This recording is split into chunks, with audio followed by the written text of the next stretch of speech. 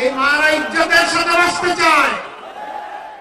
আগে আমার মায়ের ইজ্জতের কথা বলুন, রাখেন আপনার ফ্যামিলি কার্ড। আমার মায়ের ইজ্জতের বিনিময়ে কখনোই ফ্যামিলি কার্ড হতে পারে না।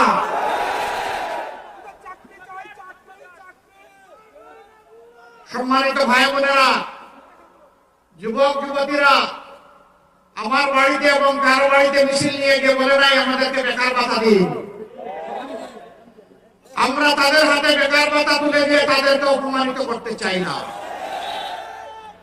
আমরা চাই তাদের প্রত্যেকের হাতে হালাল রুজি করার জন্য মর্যাদার কাজ তুলে দিতে চাই। আমাদের যুবকরা যুবতীরা গর্ব করে বলবে, আমি বাংলাদেশ,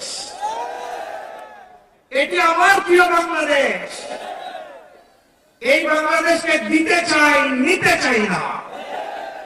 হ্যাঁ, রাষ্ট্রের যা দেওয়ার তা রাষ্ট্র দিতে বাধ্য থাকবে, কিন্তু সেটা মর্যাদার সাথে ইনশাআল্লাহ।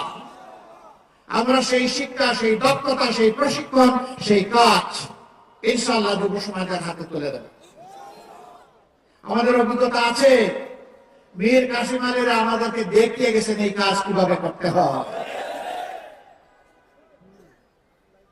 স্বাস্থ্য সেবার পথ প্রদর্শক, যিনি যুগান্তকারী বিপ্লব এনেছিলেন স্বাস্থ্য সেবায়, সহ্য করতে না পারে তারই শেষ করে দিলেন। ইনশাআল্লাহ প্রতিটি শিশু থেকে বৃদ্ধ, মা থেকে বাবা, সবার জন্য স্বাস্থ্য সেবা নিশ্চিত করা হবে ইনশাআল্লাহ। শিক্ষা কারো করুণার দাম নয়।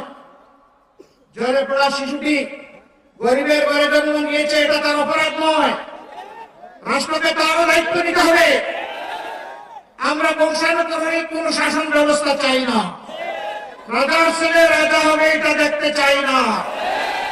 একজন ভিক্ষুকের ছেলেও যদি তার মেধা থাকে, সে একদিন বাংলাদেশের প্রধানমন্ত্রী হবে, এটাই দেখতে চায়।